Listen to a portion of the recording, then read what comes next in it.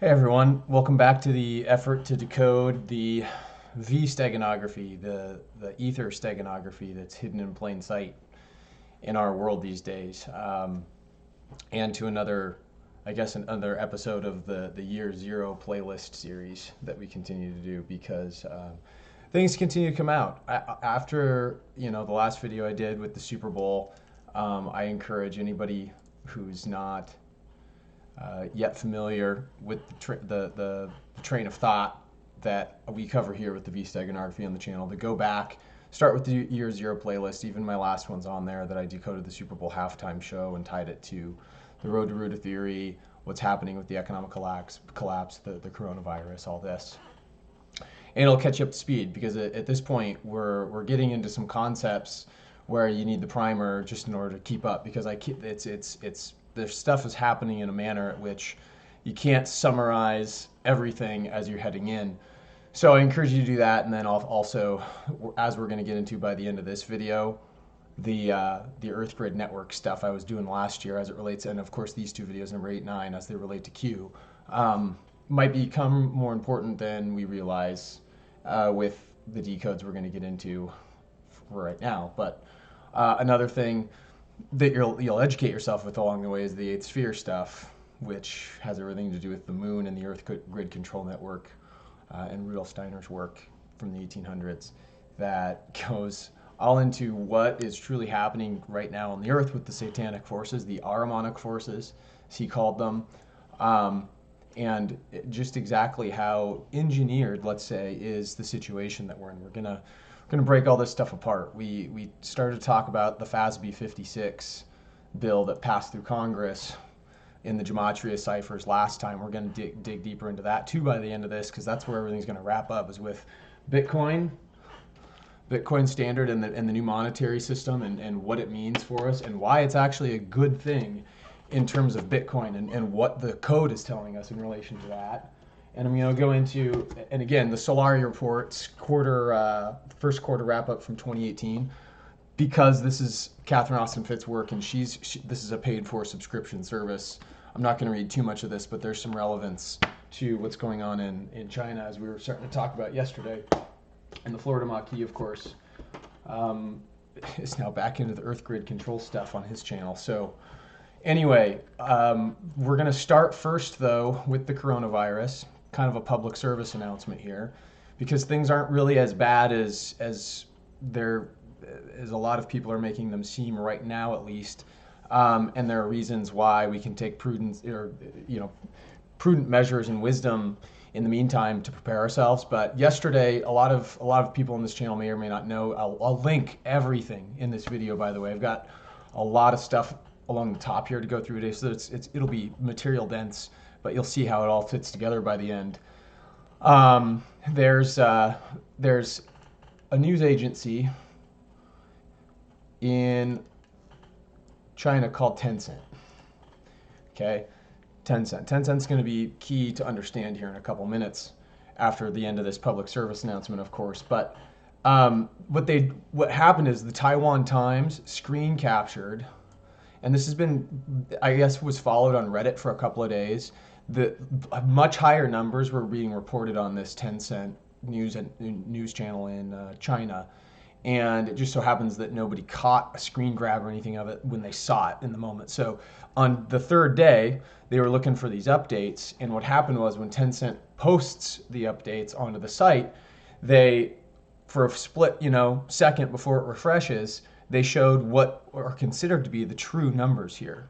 And this is what a lot of the people over there are kind of confirming with the anecdotes, and we're going to get into in a second. So this is definitely a serious virus that we're seeing, because if you look, as of February 1st, Super Bowl was on February 2nd. So we're talking about, we're getting back 5 days ago now. 24,000 people had died and only 269 had been recovered. And the actual numbers that they were sharing were actually higher recovery rates, only 304. And you're looking at the time captures here between these posts. This is actually even before the time capture for this one. So how can they both be the same, right? So this is, again, both of the players in here were Tencent,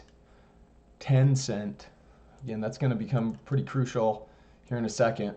But why this matters is because to get in front of this, irrespective of the cipher that we're going to go through, you're going to use gematria as an index for terms again today. But Cliff High, one of my favorites, of course, did a video yesterday about quelling cytokine. And it's just him talking. There aren't any diagrams in this one.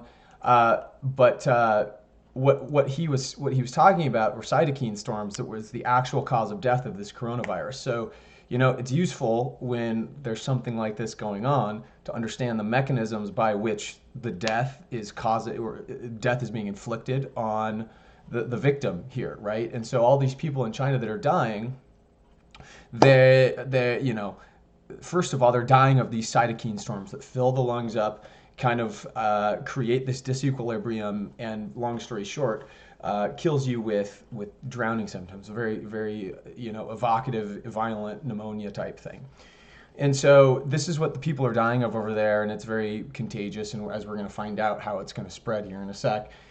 Cliff High just kind of broke it down in this video, and this is the public service announcement piece where he just recommends to inoculate with vitamin B12, iodine on your wrists, which I do. I do the iodine on the wrists, the C60, which he also recommends. But the first opportunity I got when he said that all you need to do is inoculate with B6 and B12 to fortify the things, it basically makes it impossible for your body to die from this cytokine storming. So I think, basically what he was even saying in the video is that as a preventative measure, it might not even prevent you from catching the virus itself, but will it kill you? Probably not. Not when you're fortifying your body with B6, B12. And that's to say the virus is even going to reach the United States. I don't even see the pandemic situation kind of wreaking havoc here. I see the economic situation. Again, why the Bitcoin thing and the timing of this all is going to line up real key here. But that's the public service announcement. It's real easy to go get tincture form B6 and B12 and drip it under your tongue, as he's describing here, because it goes directly in your body, and it's just vitamins. And it's such a cheap solution because the body's lacking vitamin D. We're going to the grand solar minimum, like we've talked about in these playlists, especially if you go to the playlist that goes into the Earth Grid Control Network. I'll link these again in the description. You'll find out what's happening with the magnetosphere and why it's going to be particularly harsh on your system right now, and why C60 is also real important to flush all the radiation out. But these are real easy suggestions to get that D3 uptake in, and the iodine, as he's talked about, helps with healthy fats to be used better prioritized better in the body, basically. So real easy stuff, and from there, we're kind of going to dive right into the continued Wizard of Oz theme, carrying over from last time, because we're going to bring back the Mandalorian tie-ins to some events that happened today. President Trump was exonerated of impeachment yesterday. It was the day of the State of the Union. A lot of stuff was happening. The snubbing with Nancy Pelosi, and we've missed a lot of these other Super Bowl rituals in the past because it was up in my head, but I simply forgot to disclose it when I was doing some of the prior decodes prior to the Super Bowl. Because honestly, there was just so much up I was trying to keep straight that I kind of missed it. But the thing here to keep in mind is Nancy Pelosi is also from San Francisco, and the commander-in-chief won the Super Bowl. So there's that whole ritual here where he beat Nancy Pelosi too. Kansas City beat San Francisco. But this before we get into the National Prayer Breakfast and what the ritual here is, it's a perfect segue. I'm figuring, because we've not talked yet about on this channel the 3 types of propaganda filters. The way propaganda operates is that with the mainstream media, you have 3 different stories that are going to come out that all kind of conflict with one another. And this is why this whole fake news paradigm is so hard to dismantle, because he even says some misdirection stuff in this speech of his that gets real interesting. But those 3 filters, just as a baseline understanding for getting into any of the coronavirus stuff, any of the stuff that we're going to see with the secret space program, and decoding the changeover and the reset of the economic system, it's real important to recognize that these three filters exist. And they're not really filters, rather jumbled, different narratives that get put out there. And the first one is the official story. The official story is kind of like what the mainstream media pushes, basically, right? That's what everybody's given to read off the teleprompters. And you've seen YouTube videos, I'm sure, where you have the same local news station every night, just basically reading and regurgitating the same rote crap to the unsuspecting public in their local with their local news authority. So the official story is what comes from the top. That's what gets regurgitated in the news. The second's the counter narrative, and the counter narrative is typically what is like the conspiracy theory, and this is usually the truth, but it gets deemed as the conspiracy theory and not talked about. That's the key. So number two doesn't get discussed in the mainstream media because why? Because memes can spread. We've talked about this with the mind control, how mind control works. If you simply don't mention something, then it doesn't exist. Right? Oh, what are you talking about? You can always deny that that's a crazy thought, bring up the stuff that's in science fiction movies and say that stuff's based on reality. People will think you're nuts, right? So there's preponderance of doubt that's created with number two, but the conspiracy theory is typically where the truth lies. And I'll give you an example after we're done with this three. And number three is the junk conspiracy. And that's the flat out lie that actually the mainstream media does mention and has a tendency to try and debunk. And this is another clue, guys, why Q, and I've arranged my my photos in a different way today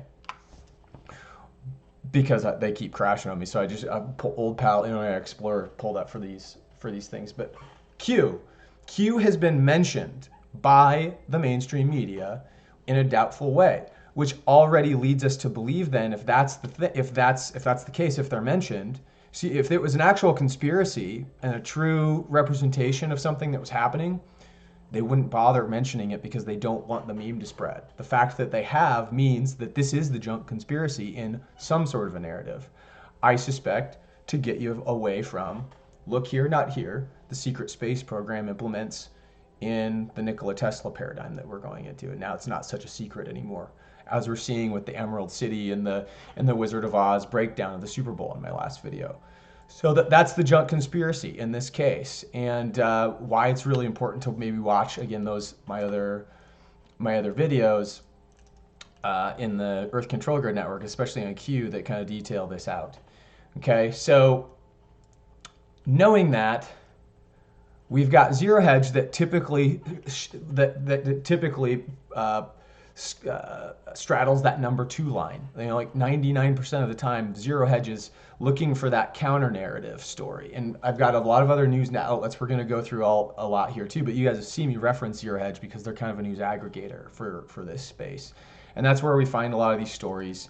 And why, now that we've got our lesson and our primer for the three types of propaganda, the propaganda stories that fall out there, it's kind of like this, right? The heliocentric model without Sirius in the universes we've talked about. But we kind of know better, right? Because, we've talked about, Star Wars parable and the two suns and when Sirius comes close, we're in a golden age and all that stuff. They don't mention any of that. We're just a single sun system, heliocentric in a disk form, right? Not the helical model. So that's the official story they'll put out in science. They don't tell you about the expanding Earth. It's never even mentioned, right? The expanding Earth theory, like we've talked about in my earlier videos, is never even mentioned, and that's all the solar forcing and how new matter is created. And the junk conspiracy that comes out is the flat earthers, right? So apply that logic. Remember the meme that we usually use with Nikola Tesla about, how the meme goes, smart motherfuckers seem like crazy motherfuckers to dumb motherfuckers. It's the case. It's absolutely the case. So keep that stuff in mind, and that's how we're going to kind of go about this. But we'll see how this is factoring in after this national breakfast. And it wasn't until about, lo and behold, 55 minutes in, almost to the dot, here it is, that Donald Trump gets to the podium, like right at 55 minutes in this broadcast. And as you see, It's now 9:11 a.m. right as he gets to the podium 55 minutes into the broadcast. So we're seeing in plain sight some sort of a ritual. Remember, Donald Trump's uncle, John J. Trump, was the one who stole Nikola Tesla's documents and presumably helped create, you know, what we have now with the Space Force. And no joke, he's the one bringing it out, right? So there's not a lot of things that you need to hear him say, but he's speaking about the impeachment process. It's just interesting on the numerology that lines up for 9/11, because when you go to the gematria of it, we are going to go straight to the National Prayer Breakfast. Okay, I typed this in, and what do we get? We get 99 and 369. 369, kind of like Nikola Tesla's sacred numbers, right? The Holy Trinity. And we have Nikola Tesla, remember, equaling 119. It's a tribute to Nikola Tesla, 9/11, 119. So yet again, every single day, we're seeing this stuff happen in plain sight. And there's one term in here, he's talking about allies, confusing allies and enemies. Allies and enemies. We have allies, we have enemies. And he's doing this wordplay thing. And it's interesting when you put allies and enemies into... oh, I didn't do that one yet. I have to do that. Allies, enemies. Okay. This is the interesting thing he's saying with the wordplay when he's saying allies and enemies. We don't know who they are. This is kind of the main thing I got out of this discussion is when he got there. And when he's doing this, it's kind of like 3-card Monty or shell game. You got to look where he's going, right? Clearly, enemies in this capacity, 119, as he's referring to Nikola Tesla quite clearly, Nikola Tesla is not the enemy. But look at this, 38, 119, and 70 all match with Nikola Tesla. So Nikola Tesla clearly not being the enemy. This is some subversion. This is some magician work here to flip the script, as they say. Flip the script. You've heard that word before. And to the ones who know, they're basically saying, and the allies. And you have to wonder how far allies misappropriation extends. Remember how we talk about also the concept of the golden ratio and how this is a divine symbol that's, when it's flipped upside down, creates a V. Instead of a lambda, you get the V. That's what the V steganography is all about, hiding the ether, hiding the Euclidean geometry of nature, and Buckminster Fuller's work being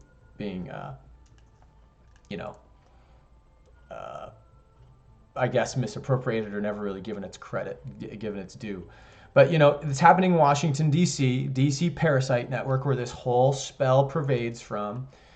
And of course, we haven't talked too much about the alignments here in the streets of Washington, D.C., but the spells, literally because of how they've laid out the pentagram here and flipped it upside down, and how the Washington Monument lines up directly with it here.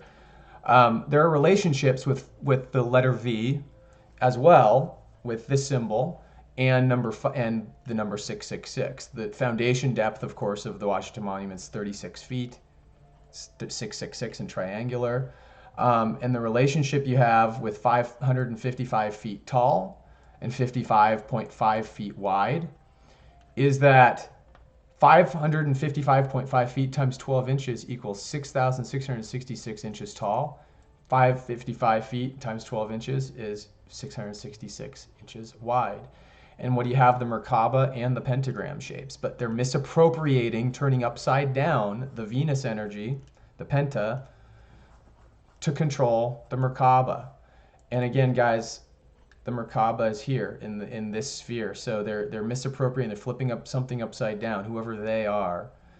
We're going to find out by the end of this video, are starting to become clear. These elongated skull royal guys, kind of like we've talked about here with Yahweh being the God who was a giant compared to us, the God, the Lord. He's called the Lord every time you hear about him in the Old Testament, right? Like he's a landowner. He's the Lord of the duchy, the Lord of the abbey, or if you're talking about the towns in Europe, right? So these things are all being cast and turned upside down. So this is how you have to interpret his enemies and allies. So what he's saying in his speech is the enemies aren't going to be the ones that are like this. They're going to be the opposite. It's opposite day. And the allies aren't going to be the one. The allies are going to be the enemies. So 22, we have 20 and 20. We have 22 being the numerology for year 2020, the reset, year 0. And it's interesting, guys, because here's where you start entering in some of the wizardry stuff. And I'm going to come back to this in a second, but Jeff Bezos is 41. Look at that. Jeff Bezos is 41. And he also matches up to Emperor Palpatine. Palpatine from Star Wars, the Sith Lord, in 3 categories. What's weird about this, guys? We've argued the Jedi and the wizard is kind of a similar term, and this is going to factor in the Wizard of Oz in a second. But oh my God, he's mad about something right now. He's mad about the fact that the Jedi contract has not been awarded to him and Amazon Web Services. And we have Microsoft, Google. We've got all the cities here that are in play. Seattle is Microsoft and Amazon. Google, San Francisco, Oracle, San Francisco. You've got all these companies. It's all there with the Super Bowl ritual that are fighting for this Joint Enterprise Defense Infrastructure System, which is just an extension of the NSA, probing system with the iPhone, right? Like they're basically fighting to own this data. What's interesting about that too is I put this in here as well somewhere. Oh yes, PROMIS. The PROMIS system is the thing that's tied to Jeffrey Epstein, and we're gonna get it a little bit of Jeffrey Epstein here today, guys. It's a weird journey we're taking through this, and we're peeling back the layers. But you're starting to see. What I'm about to do here is tie the kind of what we're experiencing with, well, I guess the current war, right? Everything's Nikola Tesla paradigm up until this point. What they're talking about in the National Prayer Breakfast, they're talking about enemies and allies. Who are the enemies? Who are the allies, right? In the current war that we're fighting right now, which is a current war, as in power currents, as in energy current, as in Nikola Tesla, as in Emerald City collapsing in that Super Bowl ritual. If you go watch my video from earlier in the week.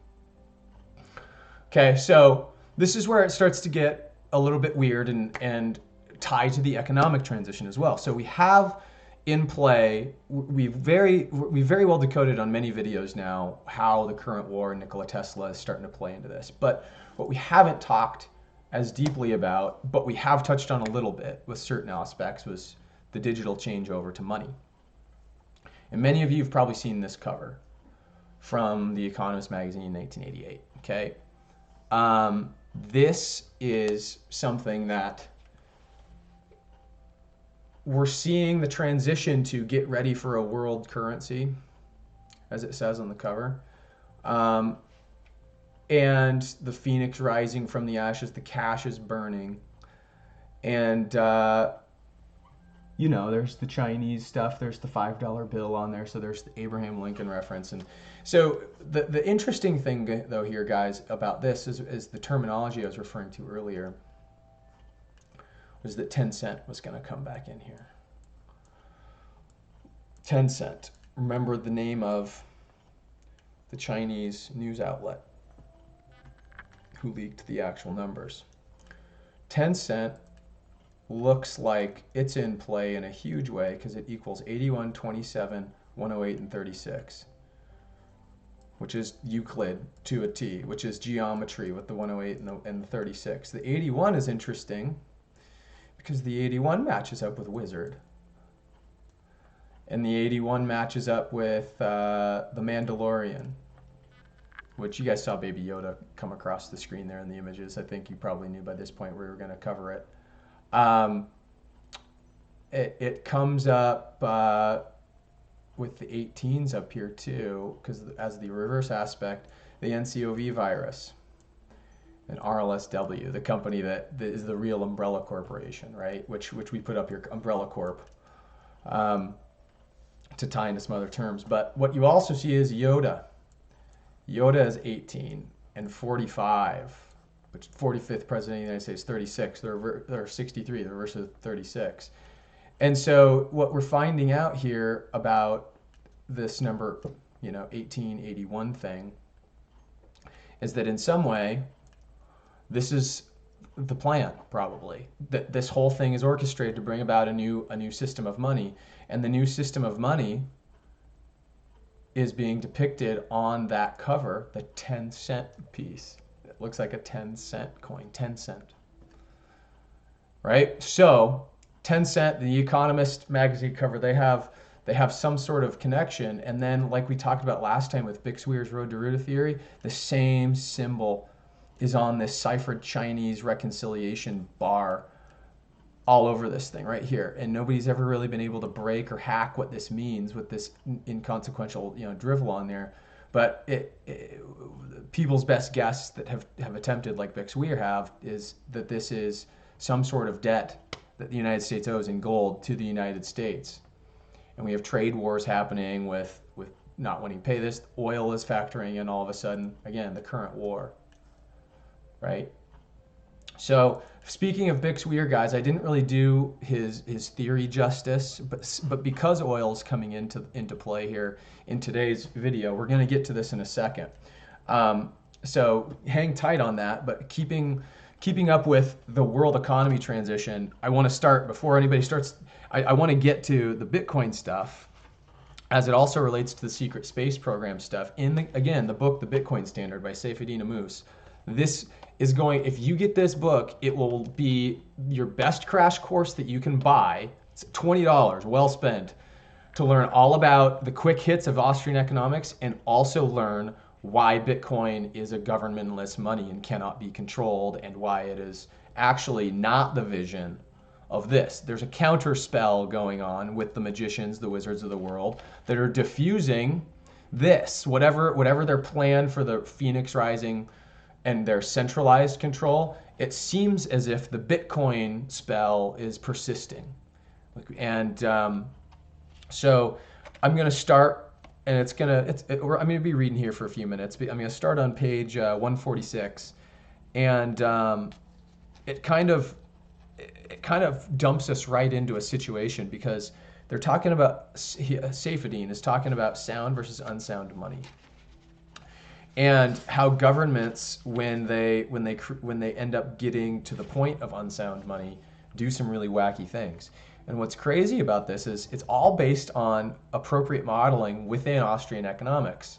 And he's going to refute Keynes along the way in here as well, because Keynesian economics is a farce, and we'll see why the central banking system really loved that line of thought. But just, you got to take it, just because they're a subject matter expert, like Einstein, you can't believe. Freud, you really can't believe. Bernays, his uncle, who wrote Propaganda, you can believe, but he's the reason why you can't believe Freud.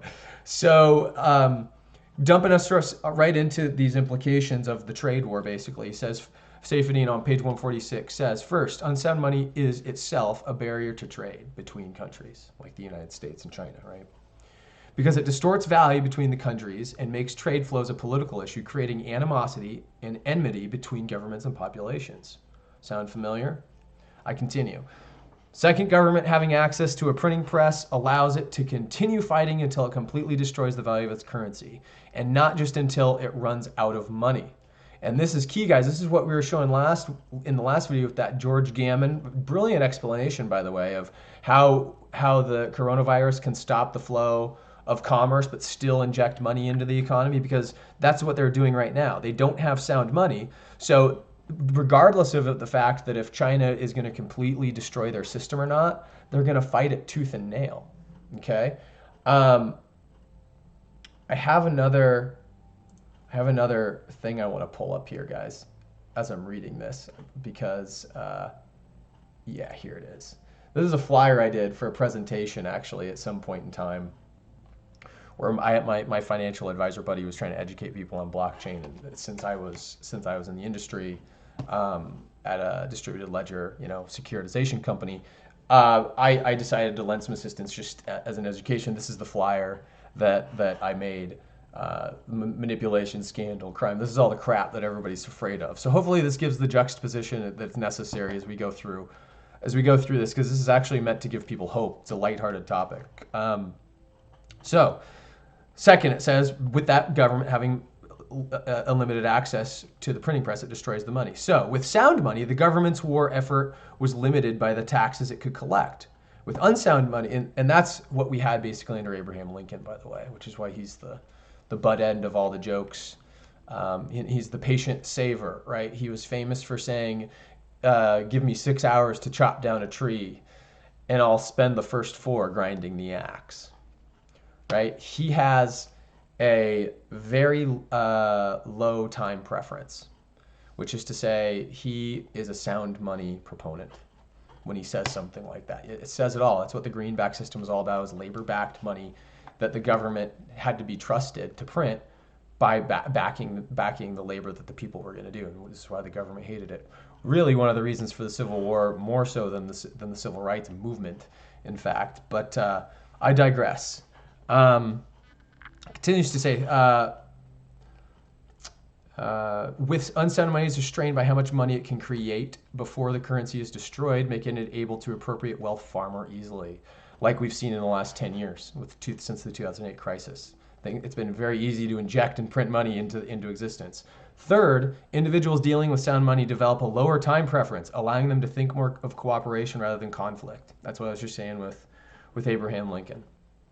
The larger of the extent of the market in which the individuals can trade, this is important, the more specialized they can be in their production, and the larger their gains from trade.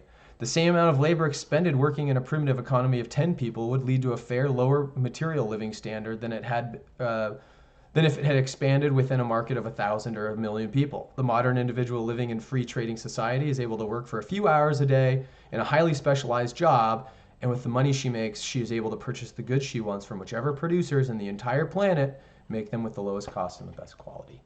And there you have a free market system as well. This is Austrian economics. It sounds beautiful, right? Oh my gosh, the markets will get exactly the supply and the demand equilibrium that they're afforded, because people aren't looking at money with a low time preference, which means they're valuing spending into the now in order to get some sort of promise or gain. But it's playing blackjack, and eventually you go bust unless you know how to count cards. And most people don't know how to count cards. So, read Thorpe's teachings on counting cards and beating the markets. But anyway, so what it also argues here is that after all this, it goes into explaining why at times of crisis, things like the coronavirus happen. For one, it's all tied to unsound money in this section.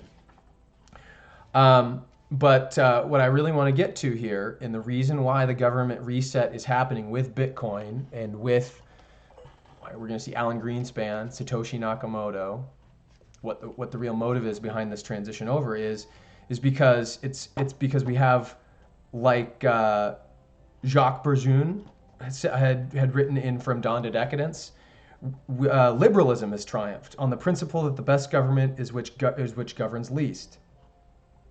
Now, for all Western nations, political wisdom has been recast, this ideal of liberty into liberality. Instead of liberty, liberality. The shift is thrown off the vocabulary into disorder, he says. And so here's where Saifedean Ammous, and this is page 149 now, describes what he's saying. He says, whereas liberalism held the role of government as allowing individuals to live in liberty and enjoy the benefits and suffer the consequences of their actions, liberality was the radical notion that it was government's role to allow individuals to indulge in all their desires while protecting them from the consequences. This is bread and circus. So read that. I mean, you can listen to that back again. I'm not going to go repeat every section as I'm going through, because you can, go back in the section, but go back and listen to that carefully and then compare it. That's the bread and circus, socialism, and give them bread and circus's entertainment fiasco, lusts and indulgences, basically, right? Socially, economically, and politically, the role of government was recast as the wish-granting genie, and the population merely had to vote for what it wanted its wish fulfilled. these kangaroo courts that we have in this impeachment trial and stuff. It's all friggin' sham, guys. So Saifedean goes on in this next section to explain that we've been in this system ever since World War I, which was right when the Fed got instituted, the year after, right, 1914, when all the bankers were killed on the Titanic. All the bankers that opposed the central bank, all the bankers of any note of the time that opposed the central bank died in the Titanic. Always check the manifest. When you see a plane crash or boat crash, always check the manifests.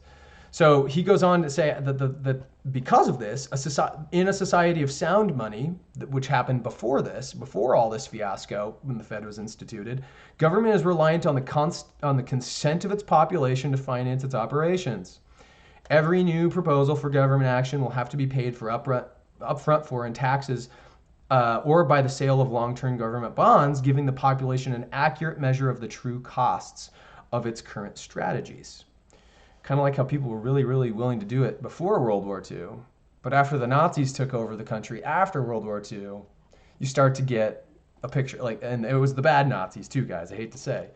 Government seeking funding for legitimate national defense and infrastructure projects would have little trouble imposing taxes on and selling bonds to the population that saw the benefits before their eyes, just like in World War II, right, beforehand. But a government which raises taxes to fund monarchs' lavish lifestyles will engender mass resentment among the population, endangering the legitimacy of the rule and making it ever more precarious. The more onerous the taxation and impositions of the government, the more likely the population is to refuse to pay taxes and make tax collection costs rise significantly, or rise up against the government in revolt to replace it, whether by ballot or bullet. And that's what they're talking about. Eventually, unsound money, like in the situation we're in now, causes revolution. Unsound money, on the other hand, allows governments to buy allegiance and so this is the bright side this is the lighter side of unsound money, as any Keynes follower would tell you. Unsound money, on the other hand, allows governments to buy allegiance and popularity by spending on achieving popular objectives without having it present the bill to the other people. Without presenting the bill to the other people. Remember, guys, this is exactly what we're talking about with Catherine Austin Fitz's FASB 56. We're going to get to that by the end of the video, but this is the thing that was snuck through Congress in the dead of night when the Brett Kavanaugh trials were going on. Okay? Really crazy stuff. And that's exactly what unsound money leads to. And what's the government buying, you might ask? Well, the secret space program was being funded through the Phantom Works programs at Boeing and Skunk Works programs at Lockheed and all of the other Leidos, SAIC, DARPA, all these guys in between, right? So I continue. Doesn't matter. It simply increases the money supply to finance any harebrained scheme it concocts. And the true cost of the schemes, true cost of such schemes is only felt by the population in the years to come. We're in the years to come now. When the inflation of the money supply causes prices to rise, at which point the destruction of the value of the currency can be easily blamed on a myriad of factors. Because it's in the shadows, right? We're just printing money. And so what do you have now? You got the coronavirus. You've got all these black swan type situations to blame on, right? Look here, not there. Usually involving some nefarious plots by foreigners, bankers, local ethnic minorities, or previous or future governments. We have the JP Morgan scandals. I mean, it's not to say these aren't actual triggers, guys. I'm not arguing that. They are the actual triggers. It's just you can divert. If you are a counterparty to the blame, let's say, just like when a derivative bubble pops, you don't know who the owner of the piece of paper is. Well, this is the derivative bubble of trust. And when people can just divert blame, there are so many people that from so many different walks of life, priests and bankers and accountants and lawyers and so much corruption. Nobody finds out where it actually happens, or not where it happens, but the cause was. Cause won't matter much. I can tell you that. And we're not going to, I truly don't believe we're going to see these perp walks or trials that Q is talking about. That is the distraction again. That's the junk conspiracy. What we're going to see is just a transition that's going to happen. And why does nobody talk about the the Bitcoin stuff like they do pushing Libra coin and all that with Facebook, right? Unsound money is I continue. Unsound money is a particularly dangerous tool in the hands of modern democratic governments facing constant re-election pressure. Modern voters are likely to favor the candidates who are upfront for the costs and benefits of their schemes. And they are far more likely to go with the scoundrels who promise a free lunch and blame the bill on their predecessors or some nefarious conspiracy. Democracy thus becomes a mass delusion of people attempting to override the rules of economics by voting themselves a free lunch and being manipulated themselves into violent tantrums against scapegoats, which is all the politicians are, scapegoats, whenever the bill for the free lunch arrives via inflation and economic recessions. This is all the stuff that's the democracy is falling, guys. The bread and circus is over, I'm sorry to say. Unsound money is at the heart of the modern delusion believed by most voters and those unfortunate enough to study modern macroeconomics at university level. Whether it's poverty reduction, morality enforcement, healthcare, education infrastructure, reforming other countries' political and economic institutions, or overriding the rules of supply and demand for any emotionally important good, most modern citizens live in delusional dreamland wherein none of these have actual costs, and all that is needed for these goals is to be achieved is political will, strong leadership, quote unquote, and an absence of corruption. So I'm going to end here with a couple of points further, guys, and then we're going to wrap this up. I think you're seeing why this matters. Bitcoin is the sound money that Seyfedin Amous is talking about. And if you read this book, I'm going to do probably a blockchain 101 video at some point that explains Bitcoin itself so people can get it and not be afraid of it, in fact, because it's the solution to a lot of these woes. But unsound money, he says on page 153, makes government power potentially unlimited, with large consequences to every individual, forcing politics to the center stage of their life and redirecting much of the society's energy and resources to a zero-sum game of who gets to rule and how. So that's what, and there you have it. That is why all of the Tesla tech has been kept from us, guys. Where is he? There he is. This is why all the Tesla tech has been kept from us. And he's in his Thor garb today, which is, for a purpose.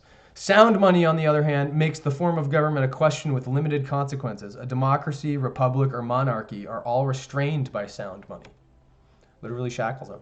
This is why Bitcoin's so great, because it's a concept, it's a construct itself, but it makes them powerless, allowing most individuals a large degree of freedom in their personal life. Whether in the Soviet or capitalist economies, the notion of the government running or managing the economy to achieve economic goals is viewed as good and necessary. It is worth returning here to the views of John Maynard Keynes, to understand the motivations of the economic system he proposes instead of Austrian, because everything in Austrian money economics is about sound money. In one of his lesser-known papers, The End of Laissez-Faire, Keynes offers his conception of what a role of government society should be. Keynes expresses his opposition of liberalism and individualism, which one would expect, but also presents the grounds of his opposition to socialism, stating, 19th century state socialism sprang from Bentham, free competition, etc., and is in some respects a clearer, in some respects a more muddled version of just the same philosophy as underlies 19th century individualism. He's arguing against individualism, guys. Individualism is how we get creativity, invention, entrepreneurialism. He's an idiot. He doesn't get it. He really doesn't get it. And that's what Austrian economics argues for. And this is what's wrong with the school systems too. It's because they're all based around this friggin' thought pattern. Eliminate individualism. Eliminating individualism eliminates culture. And that's their goal. The one negative, both equally laid all their stress on freedom, the one negatively to avoid limitations on existing freedom, the other positively to destroy natural or acquired monopolies. They are different reactions to the same intellectual atmosphere. He's just talking in a circle, essentially. Keynes' problem with socialism, then, is that its end goal was increasing individual freedom, which doesn't make any sense a ton. For Keynes, the end goal should not be concerned with trivial issues like individual freedom, but for government to control aspects of the economy to his liking. And who's the he that Keynes inspired up there to be the one that's controlling it all now for their liking, right? You have to wonder.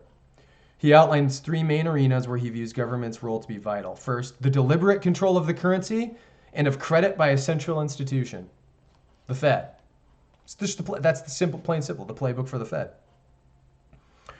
The belief that laid the groundwork for modern central banking. There you go. Second, and relatedly, Keynes believed it was the role of the government to decide on the scale on which it is desirable that community as a whole should save, the scale on which these savings should go abroad in the form of foreign investments, and whether the present organization of investment markets distribute savings along its channels appropriately. And in other words, the Keynes conception of the state, from which came the modern central banking doctrines, guys, this is where the coronavirus stuff sets in with the Keynesian mindset. The central banking doctrines held widely by all central bankers, and which shaped the vast majority of economic textbooks written worldwide, comes from a place of a man who wanted government direction of two important areas of life. First, the control of money, credit, saving, and investment decisions, which meant the totalitarian centralization of capital allocation and the destruction of free individual enterprise, making individuals utterly dependent on government for their basic survival. And that's why we don't have entrepreneurialism. And second, the control of population, quantity, and quality, which meant genocide. Unlike socialists, Keynes did not seek this level of control of individuals in order to enhance their freedom in the long run, but rather to develop a grander vision of society as he saw fit. And that's exactly the problem with what we're seeing right now, guys. We're seeing these fucks that are running the world making these decisions Georgia Guidestone style. And you see that that's kind of what is kind of transpiring, it seems, with these fake stories and stuff that are coming out of China. So why this matters to Wishes and Rainbows, if you guys remember the J Balvin, I mentioned the flowers and the color land. Well, there are two concepts to understand in the Wishes and Rainbows. Old system to, or three concepts, I guess. Old system to new, gold standard, oil. And you guys see here, pretty clear as day, we've got the rainbow, right? This is the 2007 Fed comic book out of the Fed Boston that Bick Sweer has a whole theory on. And again, guys, I'll link his video. He does an excellent breakdown if you just educate on yourself what this is all about. Golden oldies to the crypto future and discovering the road to Roota. You'll understand everything you need to know about what we're talking about here. So if you haven't done it, pause this video, go watch these videos on this site, which I'll link again, and then come back, because what this is all about is these people live in black and white. They live in poverty conditions. They don't even know that color really even exists, and color represents, beyond the veil, beyond the economic system. And Roota, this character here, represents Alan Greenspan, who's also Satoshi Nakamoto, the inventor of Bitcoin, because as we've talked about, Alan Greenspan,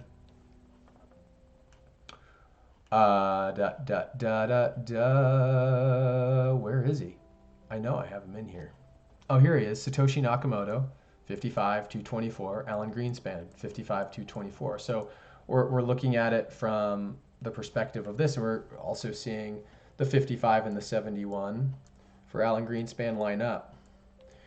And he's used, if Alan Greenspan was at all involved in this, he used numerology in this whole system as well, because there's a frame here. You guys are seeing the flowers as I'm kind of rolling down here. 11 plus 9, 11-9, the reverse of 9/11. She's writing directly into the sand. No joke. That's when the repo markets collapsed. Nikola Tesla's 119. It's telling you what the paradigm is. So Bitcoin and Nikola Tesla are the good pieces of this next step in humanity that we're taking. And the Colorland flowers, just like we're in the J Balvin Emerald City Wizard of Oz ritual with everything came in with the Colorland flowers, is talking about, with his black shirt, the oil's still kind of keeping silver down.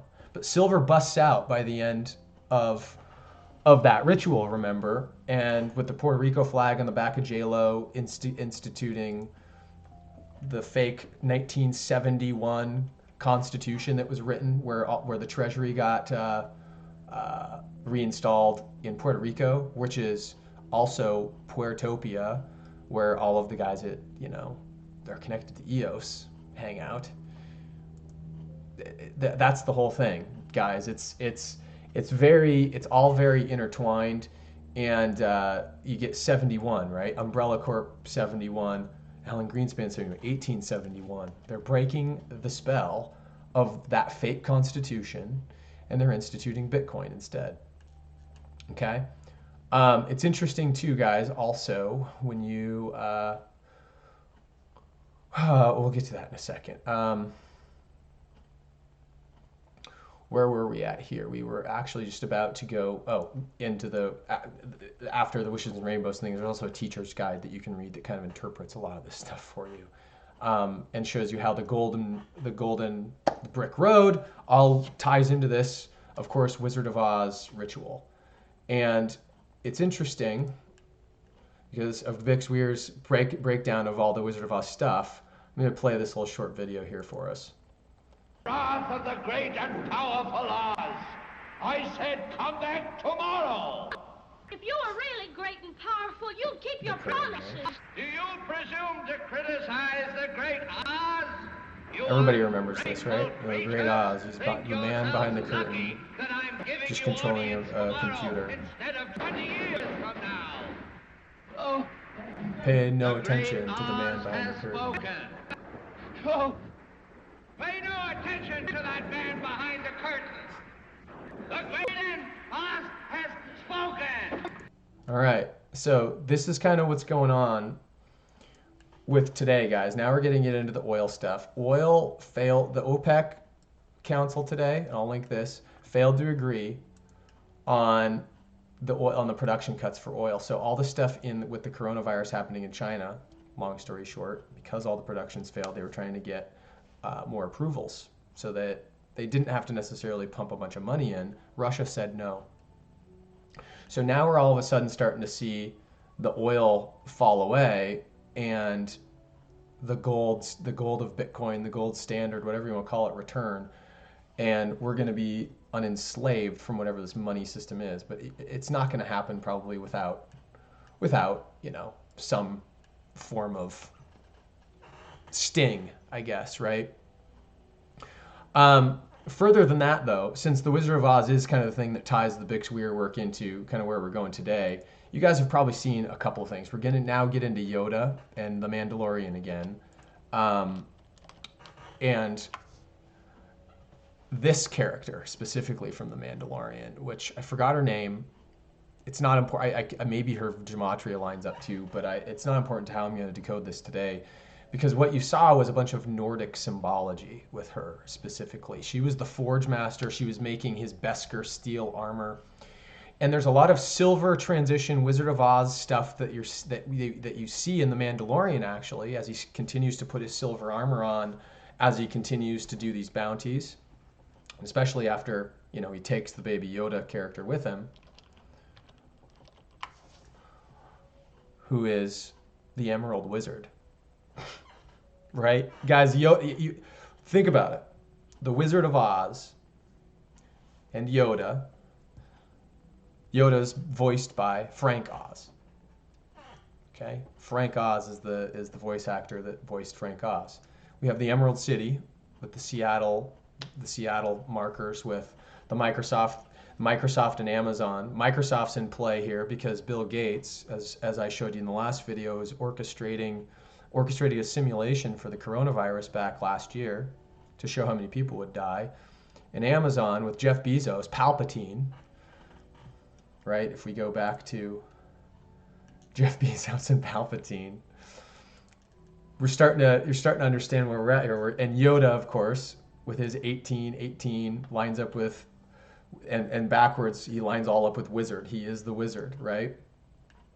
Yeah, and Frank Oz down here, I wanted to show I couldn't really get to line up with much. He didn't have any markers that tied him directly to this stuff except for his name, which is huge.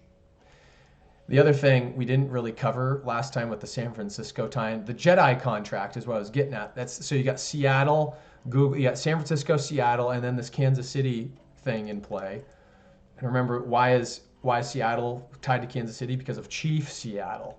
And the Kansas City Chiefs won the Super Bowl. And in The Wizard of Oz, we're not in Kansas anymore, Toto. I don't think we're in Kansas anymore. We have to follow the Yellow Brick Road to find the Emerald City. Again, the Emerald City is what Seattle's referred to as. So all these cities competing for the Jedi contract, just like in Star Wars when the Sith took back over the Jedi Council, they bastardized it and they made the Jedi the enemy, in fact. And so because of a political move that Palpatine made to control the Senate, he was able to wrest control of the clones. And the clones are us, as we've talked about with the cloned DNA of YODA. This represents us and our potential to wake up. The Christ consciousness. It's funny that the Christ consciousness and the Merkaba are also the green heart chakra. It's to awaken the green heart chakra. It's the wizard in all of us, basically. That's the riddle. The riddle that's falling apart in the Super Bowl as the floor is falling apart, the Nikola Tesla paradigm. It's to awaken Christ. Nikola Tesla did a pretty good job of awakening Christ in himself. YODA did an excellent job at it. And this is us in an infant phase where he's about 50 years old. Remember, he's about 50. And we've got 50 gematria on the Jedi contract in San Francisco, and Bart Chilton. Bart Chilton, of course, is the guy that was the head of the CFTC that was attempting to take down the Silver Rig. And you get, of course, the Beskar steel being the Silver Rig in this situation, right? You've got the gematria for 772. Steve Jobs, Commander-in-Chief, Kurdistan is 11, all these 117s. And the 117s are significant here, guys, because they tie together all these figures. Judy Wood is the one who basically outed that Nikola Tesla's 9/11 or 9/11 was Nikola Tesla technology that was used to take down the towers.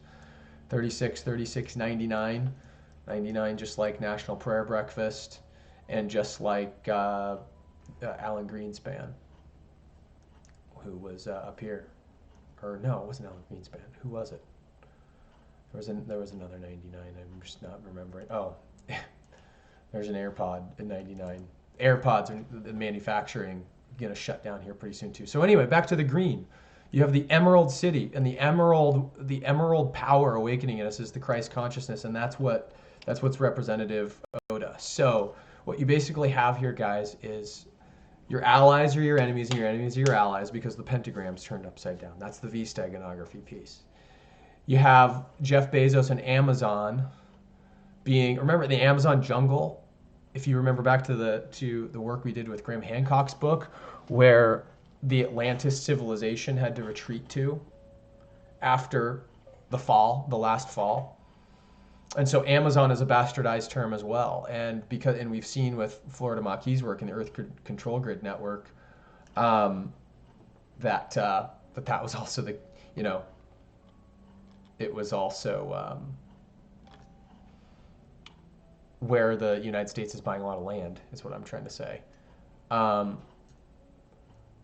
Just a sec here. My computer's... I hit a button I didn't want to hit. But irrespective of any of that stuff, guys, before we leave the topic of the Mandalorian, I did do a gematria because of the V steganography, and I'm going to wrap up what I suppose the Mandalorian is really telling us. As you guys can see, the tie-in here, when you add in the Greek isopsephy stuff and actually put in a lambda, did this beforehand. There's the 99. I was looking for the 99. And the 117 and the 99, the 45. The 45th president of the United States, Donald Trump, right? 36 is Bitcoin. And all these nines. So you have that lining up with Judy Wood. And Judy Wood kind of would remind me of the character here, as in like the forge. She's forging the truth. with this Nordic symbology here, and that's kind of why I love this picture of Nikola Tesla that I chose today, because of Thor and the concept of the forge from the Thor Ragnarok movie, where he literally had to reforge his hammer in from a star, right? And what's interesting about this is he's having to take all this power from the star, just like we're getting blasted with cosmic rays right now. It's kind of a grand solar minimum riddle in that same way.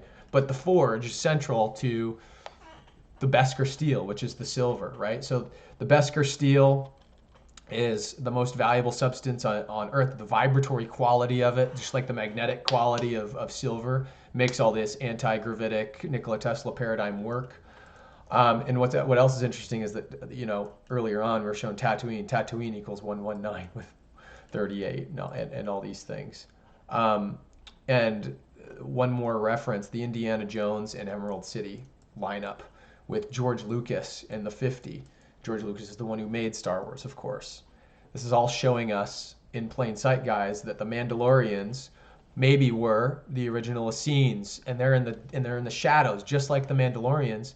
We have Kurdistan, Essene, Zoroastrian, kind of sect of people that distrusted the high ones, the Jedi, because they were, because of whatever happened with this Jedi contract with the Sith, and now only the truth is coming out, is what I suspect, and it's coming out about because we need to be protected. The secret societies and the shadows are protecting us as an infant culture, is what they're saying. We have all the potential, but the secret societies that know the occult, they're trying to shepherd us along because our Christ awakening is not collectively there yet. We're still in an infant phase. We got a little ways to go, but we're showing glimpses of promise, just like Yoda in this show.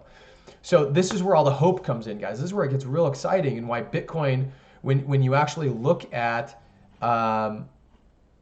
where do I have the Bitcoin? When you look at what FASB 56 is trying to do, and trying to reverse the script on all this stuff, but why it's probably kind of too little too late type thing, I do read it that way. Here's the V steganography with the 22, FASB 56 and the 117, and they're, of course, they're trying to take down President Trump, maybe, or President Trump is FASB 56. I don't know where Donald Trump stands in all this stuff. I don't argue for or against the guy. He's literally the mouthpiece of all of this information, is all that I see, guys. I mean, Bart Chilton is maybe one of the wizards that's somehow involved in this. Maybe he's the elder Yoda. And just like in Star Wars, in order for us to truly learn, he has to die and be absorbed into the Force. We can no longer have his physical body. That does truly mean he may have gone into witness protection like Bix believes, and his name died. In name only he died. And symbolically, he then goes into the Force, and he's the one to help with this banking transition from beyond. But meanwhile, you also have Alan Greenspan, literally Satoshi Nakamoto, helping out with the transition of Bitcoin. Remember, look at this. You've got the 117 and 45, and they do line up here with the FASB 56. It's the Bitcoin, maybe the counterspell, is all I'm saying, because it's got the 36 and 72, which are just like the angles here on our golden ratio. The holy symbol, the Venus structure, Jesus's true awaken your senses symbolism. So that's kind of what I'd gotten out of the Mandalorian, and how it all still factors in, guys. This Baby Yoda thing is interesting. We are Baby Yoda. That's why everybody loves him so much, I think, is it gives us that type of hope.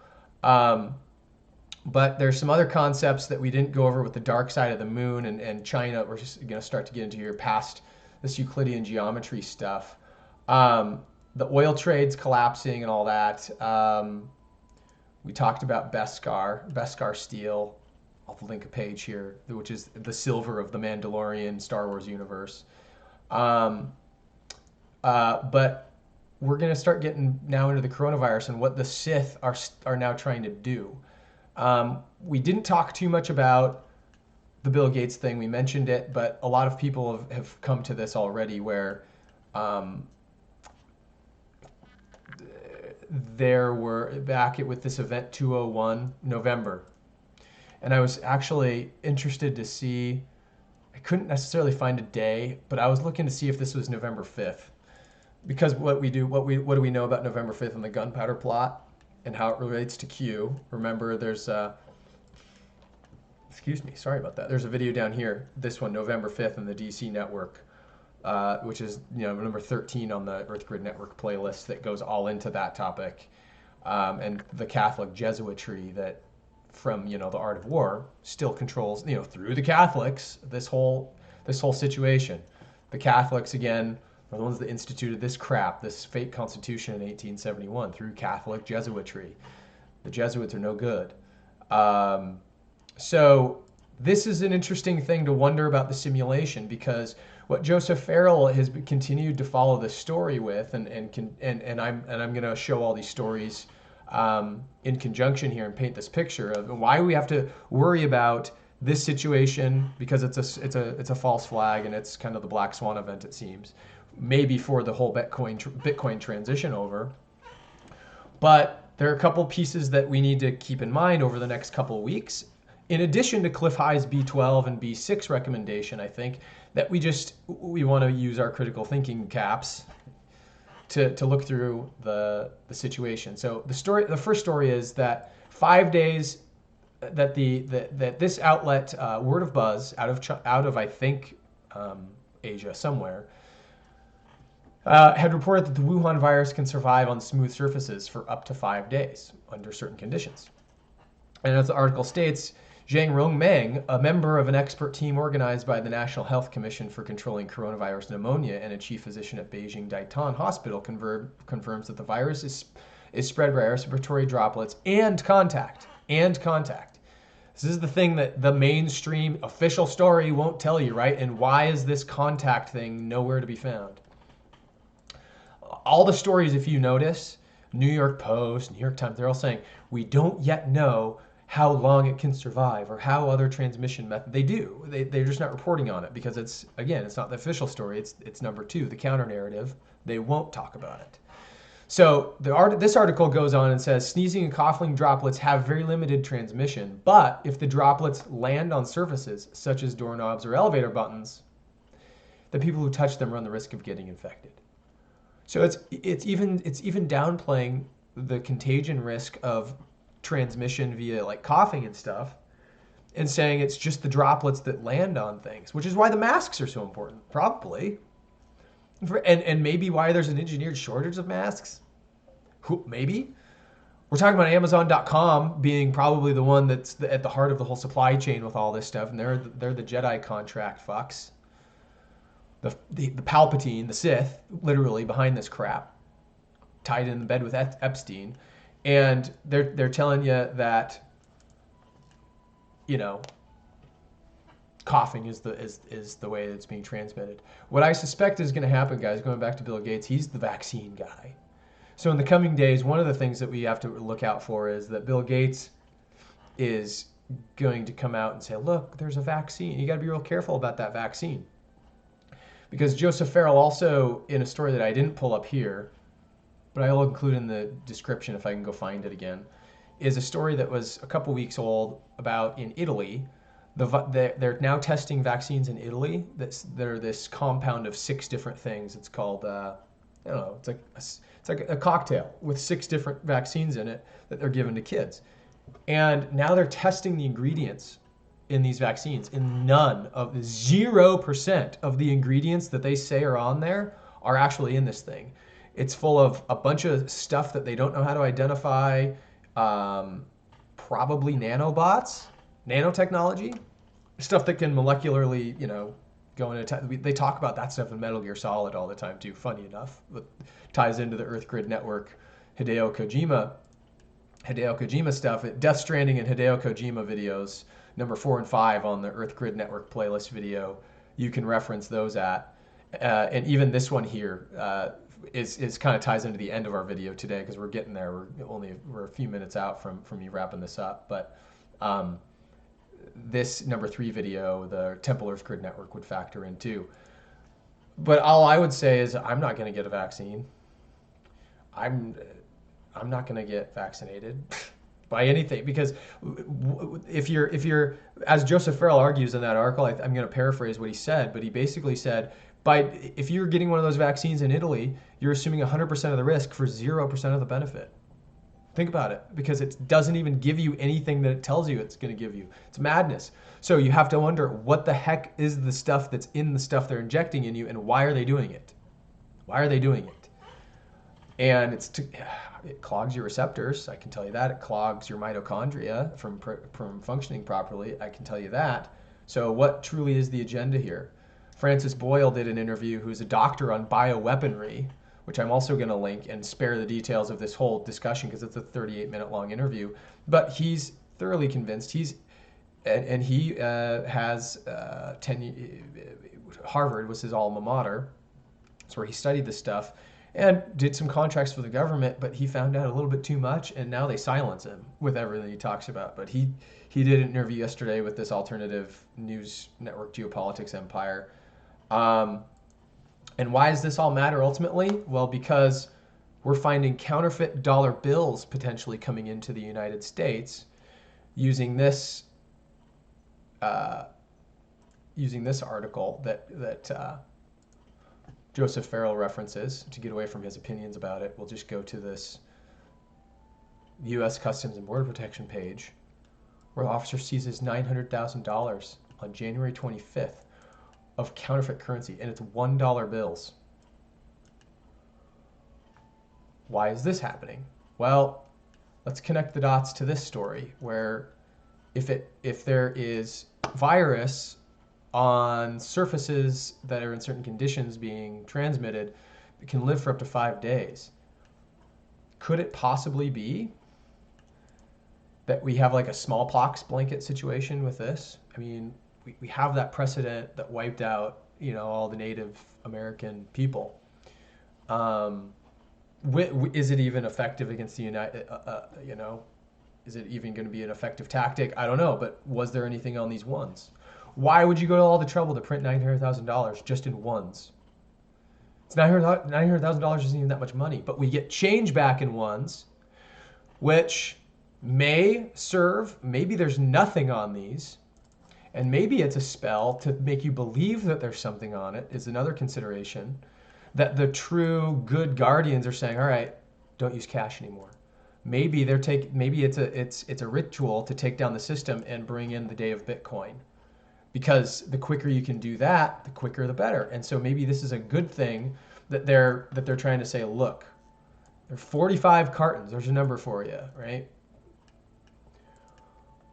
So anyway, why is Harvard in this again? Well, just like Francis Boyle, who's a bioweapons expert, turns out Harvard's got some pretty smart guys in the virology field, and they're top of their class. And what this post in Reddit had, and I'll link his story here because he posted the entire Reddit thing, is that DoD, DARPA, IARPA, they were bribing these top scientists that were working with the scientists in Tianjin.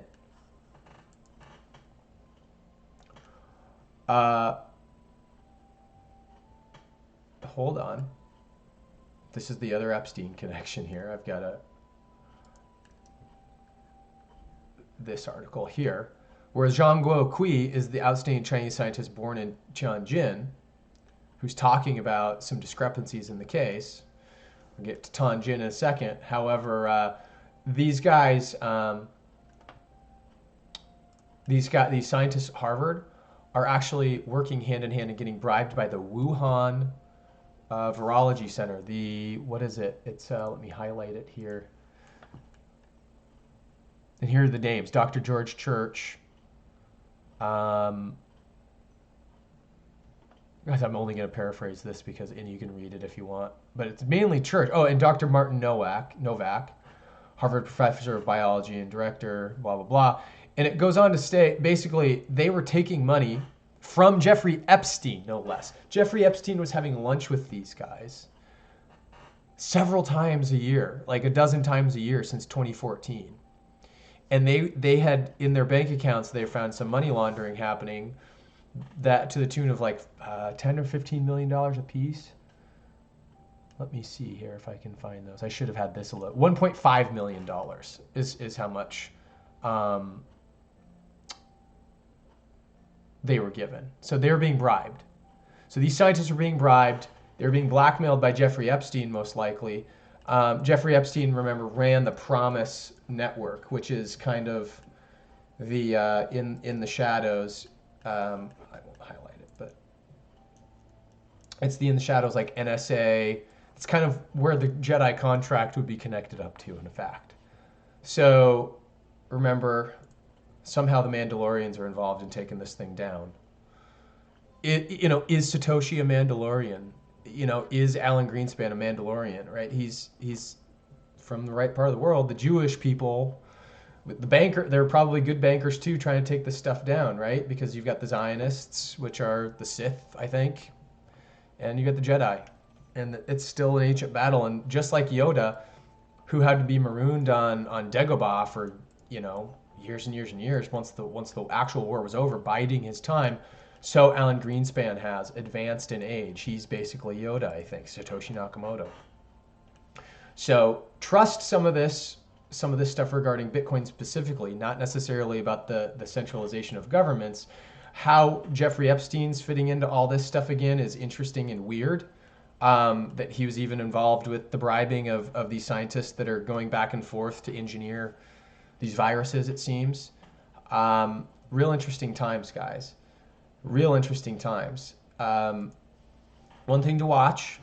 We're gonna start wrapping this up. Is link this article because it corroborates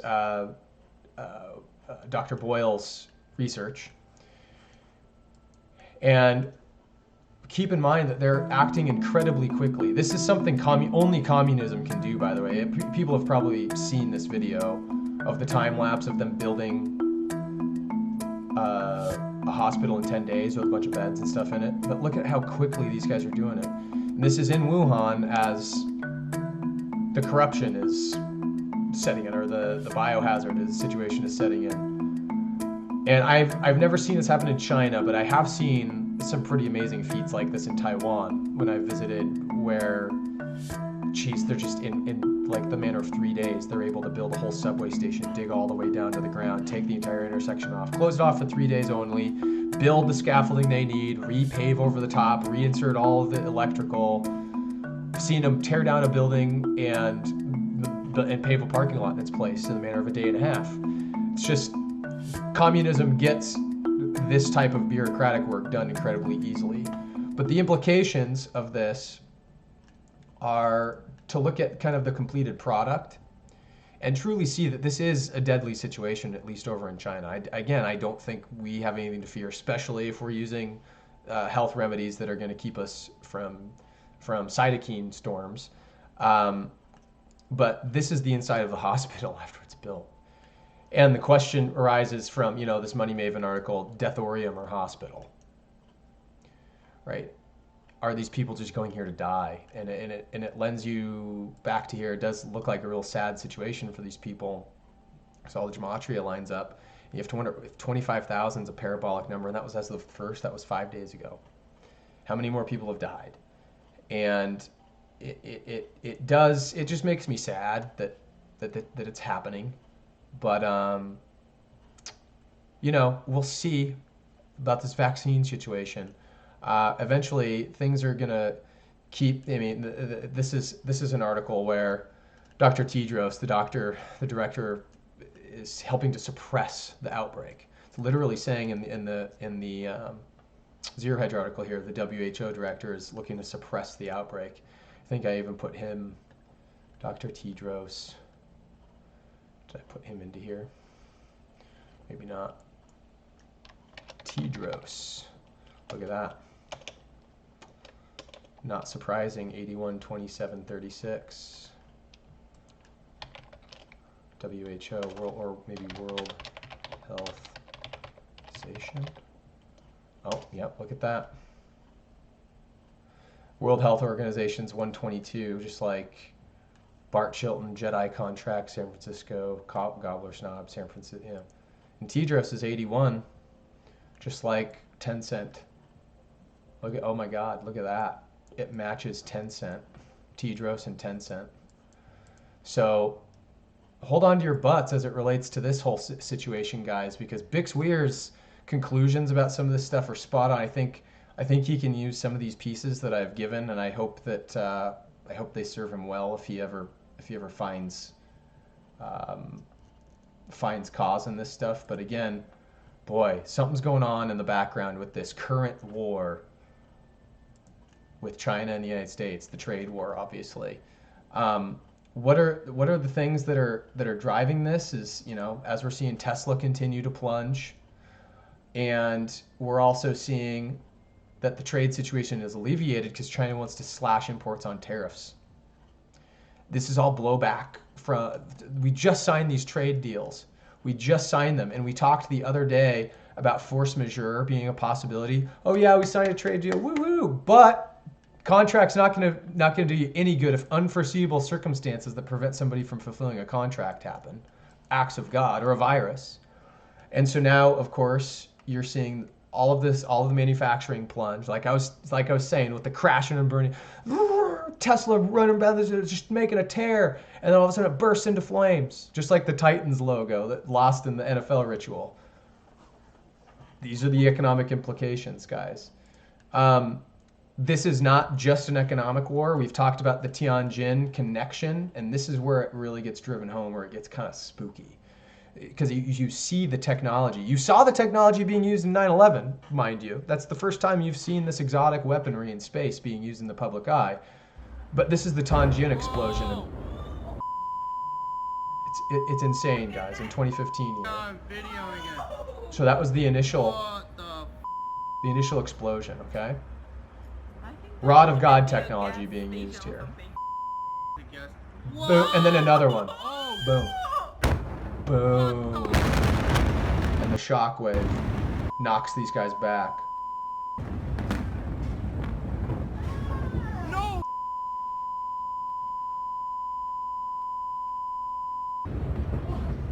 Yeah. No, baby. No. Are we dangerous here? Yeah, we're dangerous. Yeah. These guys are freaking they're freaking out, right? Are you filming? I mean, it's not like I wouldn't be either. But it just continues. Another explosion.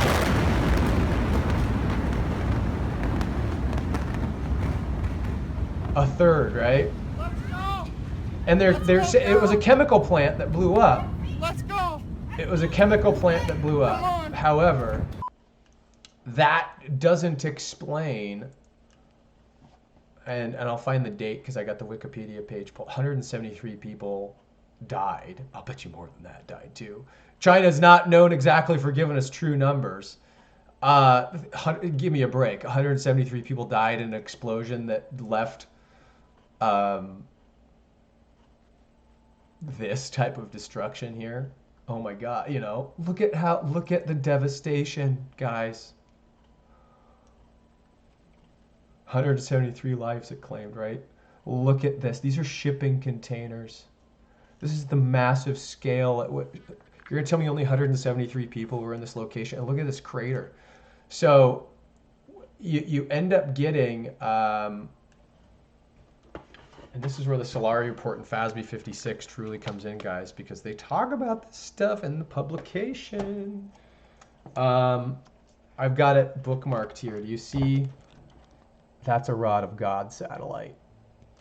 And they've got big tungsten. Oh, I shouldn't cover it up with my. I just put it right there. See those spiky tungsten rods that are at the bottom of that? They're just. What it looks like happened is 3 of those in rapid succession came down and blew up a friggin' chemical plant. And what's interesting about that is that this isn't the only chemical plant that's blown up in this current war that we're experiencing. Sorry for the, make sure I'm still streaming here. Yeah, something went black for a second, guys. But the current war, right? Come on, computer. Something just It's chugging it here. But in a second here, hopefully this doesn't kick me out. Google's not responding. Hang on tight, guys. We'll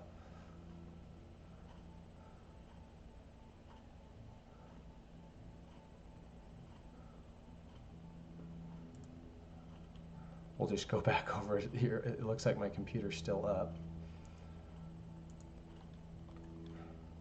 We might be calling it here right with that if this doesn't kind of allow me to get back to Google. It could be my computer slowing down, but it could be something else, I guess, right? Anyhow, guys, what I'll do while that's kind of loading back up is read you the Solari report implications, because along with this article is kind of the whole thing that we've been talking about with the gematria and why FASB 56 even matters in the first place. Just make sure I still have this coming up. Yeah, you guys saw the FASB 56 gematria figures at the bottom. I'll just bring up a better graphic here while we're talking about this stuff, because this is what it all relates to and what Catherine Austin Fitz has pointed to with the sneaking through of these secret documents. She says as story number 17 and on page 64 of her 2018 quarter one wrap up that of all the alpha male chest beating contests we've ever seen, the effort by Putin and Trump to promote power of their weapons takes the cake. It also underscores the complete dependency of the central banking system warfare on physical force. President Trump gives, and then she goes through and she says in the theme of story number 18 here, down here, was Trump should have a U.S. Space Force or Space Corp.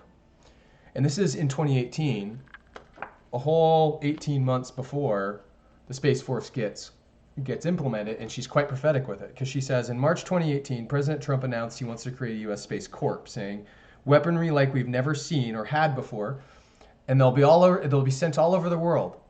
We've increased investment in hypersonic weapon systems by 50%, and we're accelerating development of hypersonic systems that can fly 5 times the speed of sound. That's pretty quick.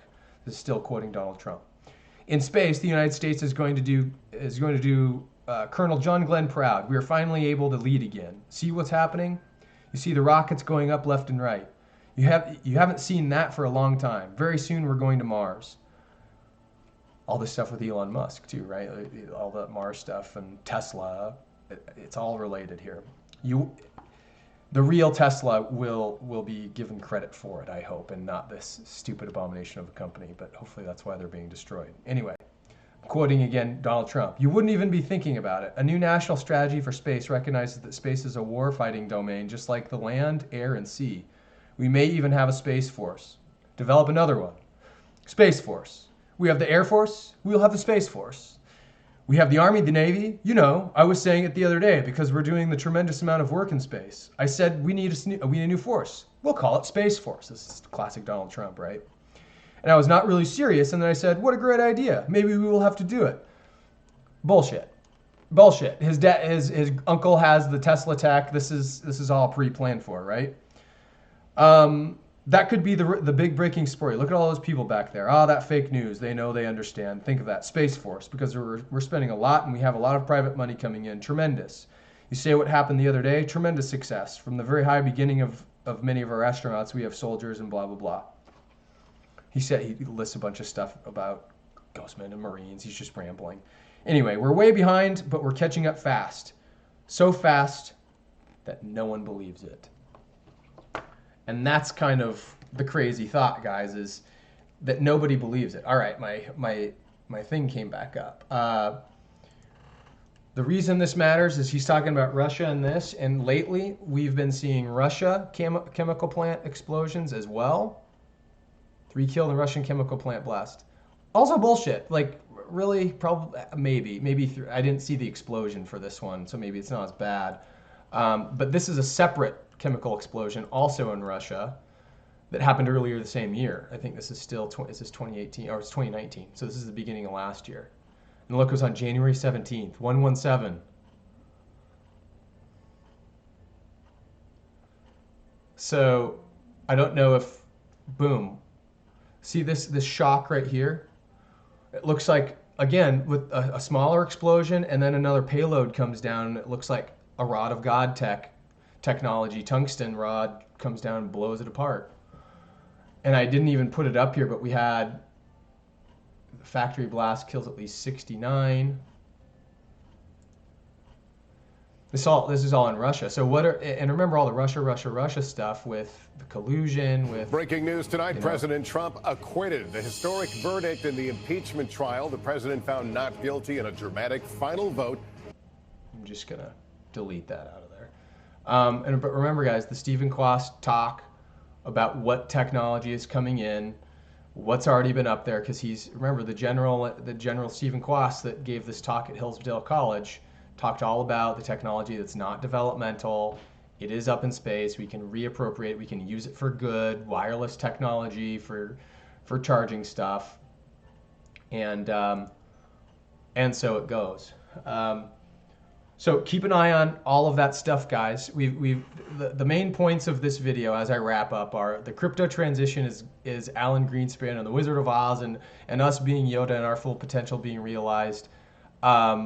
Remember to keep that stuff in mind as you're looking at the V steganography. Look at the good side too. It's being canvassed. You can see the counter spells being cast with the magicians at the top, and it's all related to the FASB 56 transition.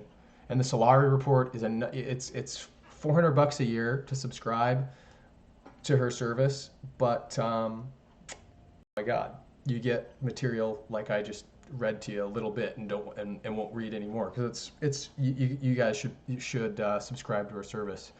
The Mandalorians are in the shadows. They're the secret societies that are helping us along the way. If Alan Greenspan is one of those. And then what else is weird too, guys, is Florida Maquis started to pull up some more stuff in Antarctica. And this is kind of the teaser, I guess, for where the channel's going. Again, what is old is new again, what is new is old again type of thing, the cyclical pattern that we see in time. He essentially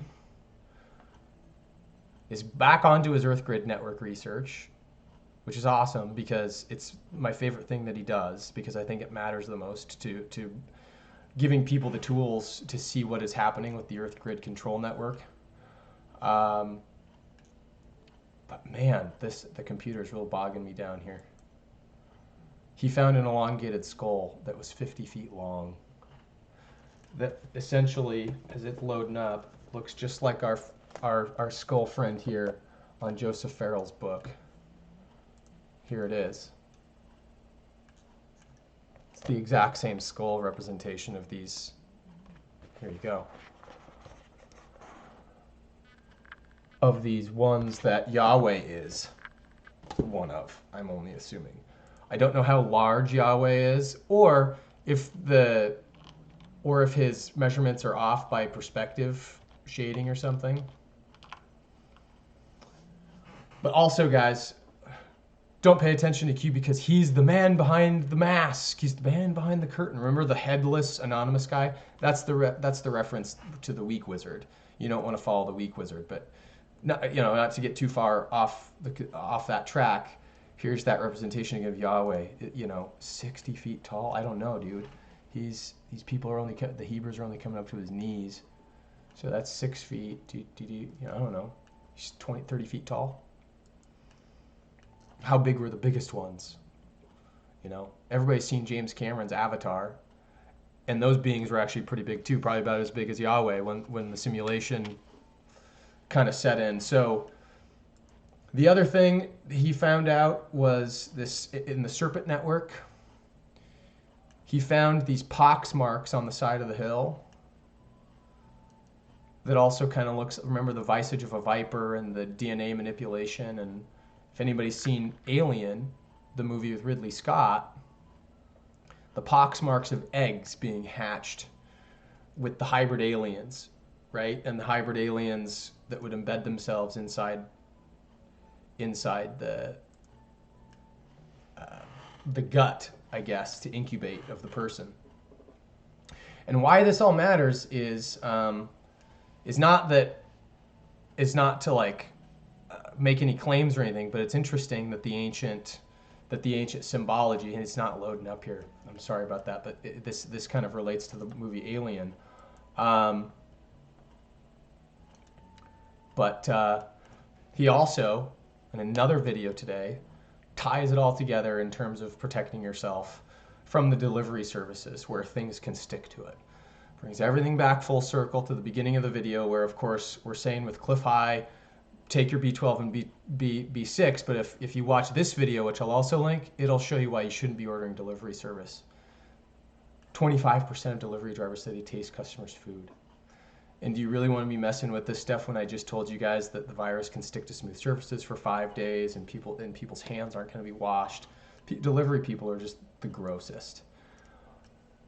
And this is a Super Bowl commercial that shows all of what I was just saying with the Tianjin explosions and the virus for Toyota.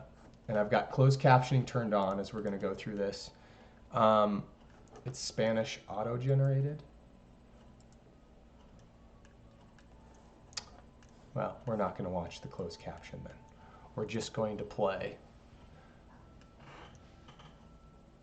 The chemical plant's blowing up. This guy's freaking out, and he's Chinese. He's an Asian guy. And you have these noxious fumes all around you. Look at the noxious fumes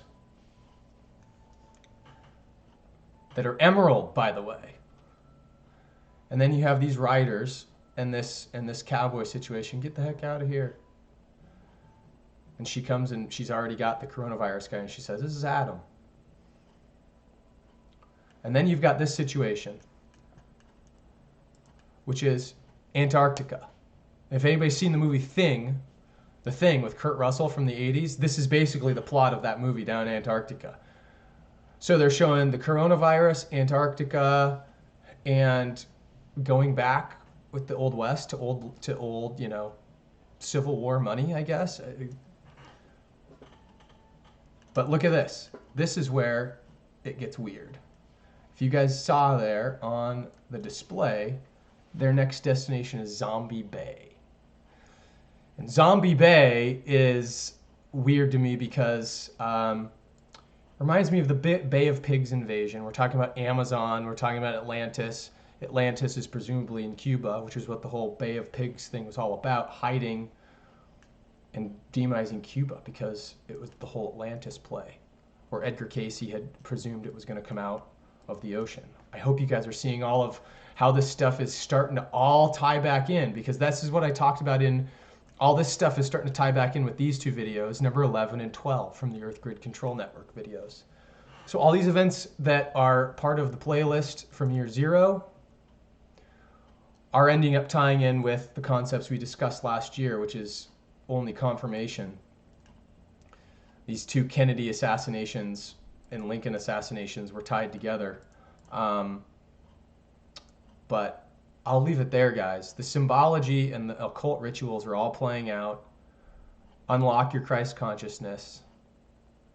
Be like Yoda and unlock your divine right to be creative in your individual freedoms. And do it by supporting the crypto revolution, I guess, is my advice. So what this is all about, that's my analysis. I might be closing out the year 0 stuff for a while because it's exhausting. And I'm thinking about, if I get back into this stuff, I'm going to be doing some shorter form videos on some briefer topics that people can look at. So unless something huge happens, maybe you guys will see me actually playing the Death Stranding video game in the coming days, because it'll give me a palate cleanser from thinking too hard on this stuff. But wish you all love. Like, share, subscribe. I always forget to say that at the end of these things if it resonates with you, and we'll talk to you guys all soon.